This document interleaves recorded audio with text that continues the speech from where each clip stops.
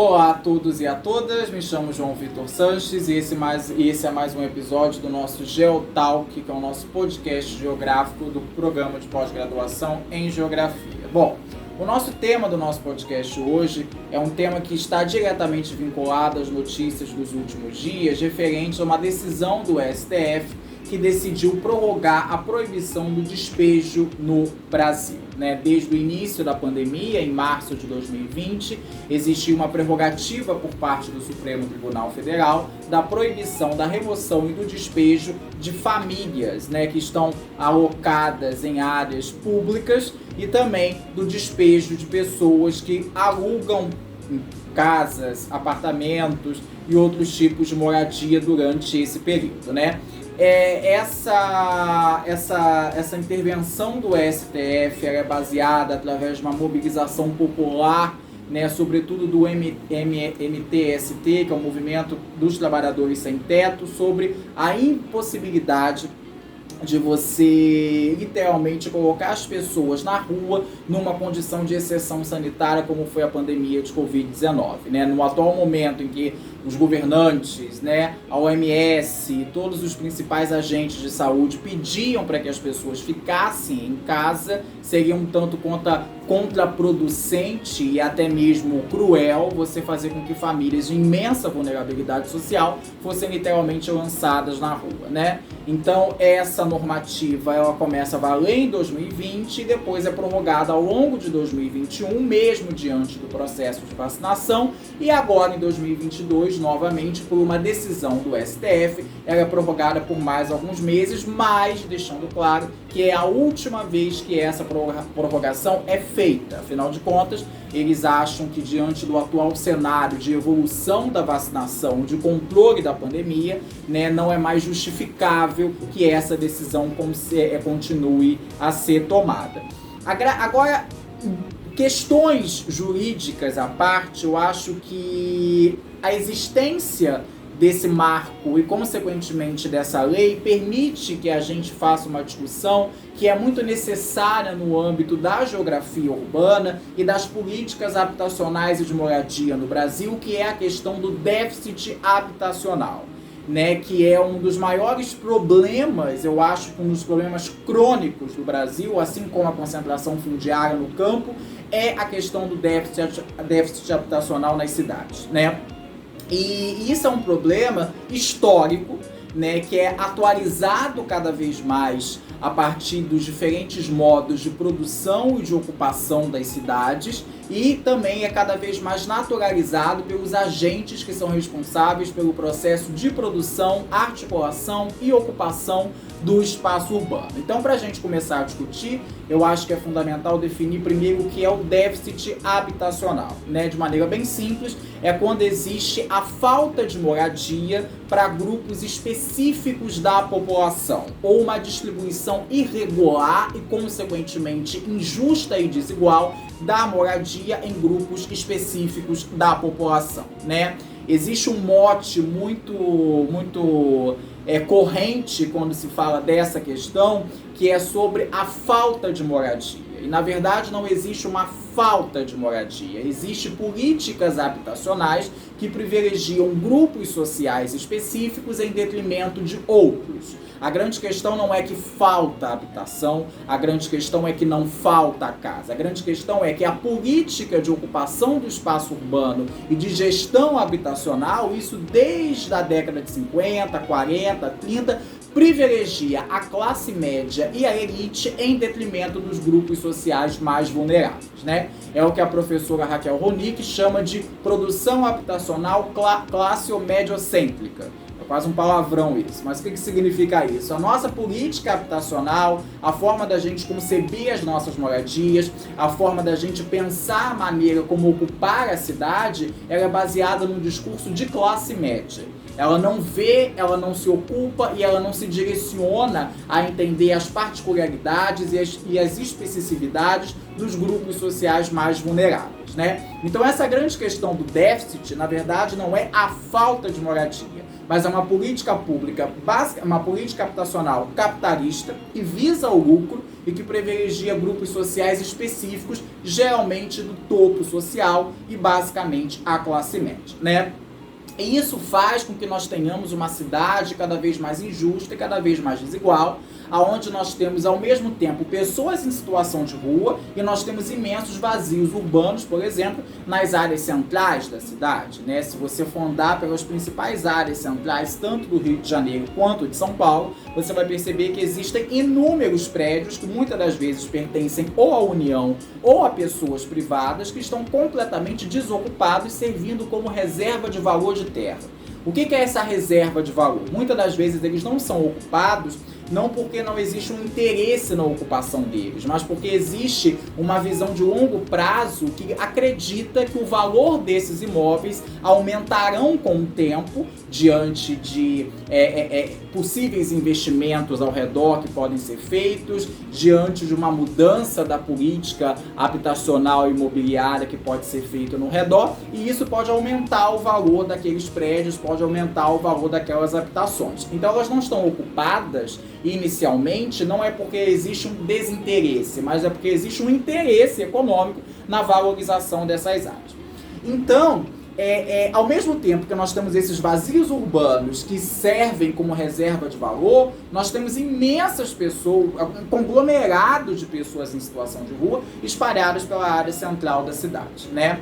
Então, a gente consegue perceber, mais uma vez, que não é o acaso que produz essa questão do déficit habitacional, mas são políticas públicas habitacionais direcionadas especificamente para o lucro e o lucro sobre a terra urbana. Bom, diante desse cenário, nós temos uma cidade em que a desigualdade socioespacial é muito clara, né? Quando a gente olha a questão da habitação na cidade, a gente consegue perceber que essa lógica centro e periferia, ela se torna muito marcante, né? Eu vou rapidamente fazer um contexto histórico da ocupação da cidade, né? Durante muitos anos, as principais cidades brasileiras, cito especificamente São Paulo e Rio de Janeiro, a ocupação habitacional delas se deu a partir do centro.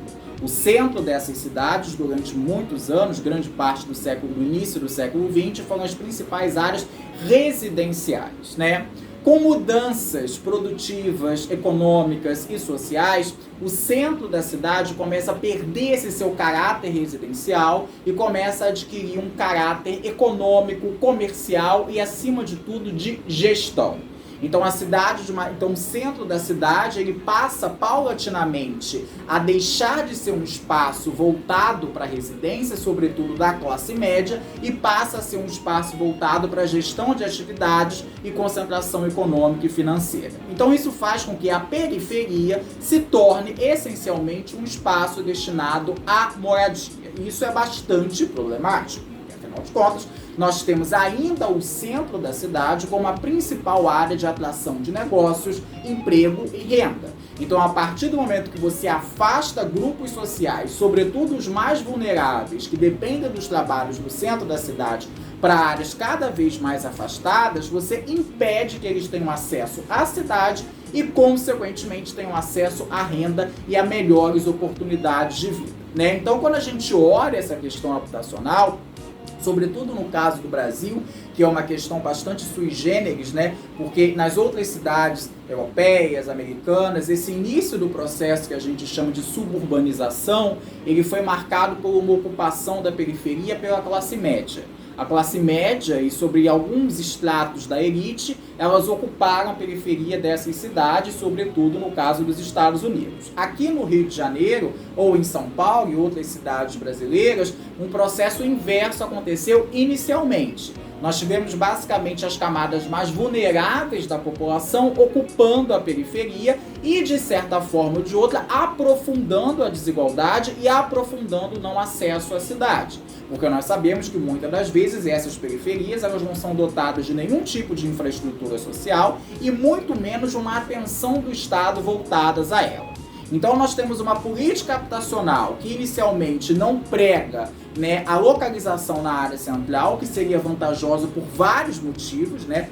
mobilidade, acessibilidade, oferta de emprego, inclusão na vida urbana como um todo, por uma política habitacional que prega cada vez mais o afastamento para a periferia e uma espécie de segregação de grupos sociais específicos, né, em áreas cada vez mais afastadas do centro. Por outro lado, você tem uma cidade que é pensada pela lógica do lucro, né? Cada vez mais o espaço construído se torna a última fronteira de acumulação capitalista. Então, o morar, o habitar, ele deixa de ser um direito e passa a ser uma espécie de troca mercadológica, né? Você não tem mais o direito à moradia, mas você tem justamente uma possibilidade de moradia mediante o seu poder de compra e, consequentemente, a sua capacidade de troca no sistema capitalista. Então a gente transforma um direito social em mercadoria. Isso é o mais grave. Por isso que eu acho, assim, particularmente, eu fico muito incomodado, né, com uma questão que é muito corrente, né, sobretudo entre as pessoas mais jovens, que é o tal do sonho da casa própria. Né, o sonho da casa própria é um discurso muito bizarro, né? Porque passa uma ideia de que a casa própria ela é um desejo que muitas das vezes é impossível e que você precisa de um mínimo de esforço monetário e econômico para que você possa alcançar. Quando a casa própria deveria ser um direito social, inclusive é um direito social, a moradia assegurada pela Constituição.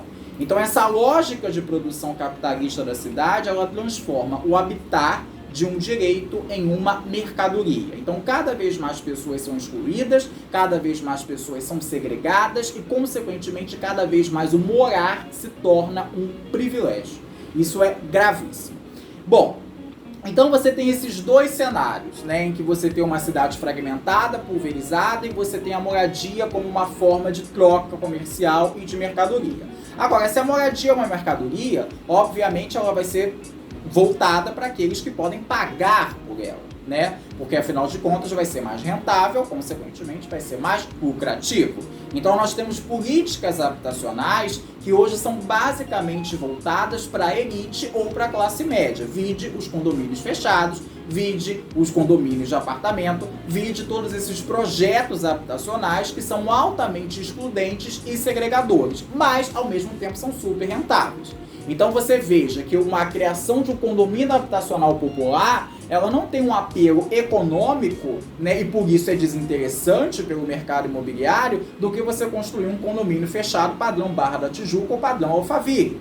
Então, cada vez mais nós vemos que esse processo de déficit habitacional ele vai sendo aprofundado a partir dessas dinâmicas. Primeiro, de uma cidade que privilegia cada vez mais o centro para a atividade de gestão e comando, de uma cidade ou de um projeto de construção de cidade que acha que a moradia ela não é um direito, mas é um privilégio, e, consequentemente, de um mercado imobiliário e habitacional que vai sempre preferir que grupos sociais de alta rentabilidade tenham acesso aos seus produtos. Então a lógica é isso que a gente vê em cada esquina da cidade. Pessoas em situação de rua ou pessoas habitando locais ermos, né? Muitas das vezes até então locais de alta instabilidade geológica, locais de alto risco, né, com deslizamentos, enchentes, etc. Então, é muito grave essa questão da política habitacional, por isso que é necessário cada vez mais as movimentações populares, como acontece com o MTST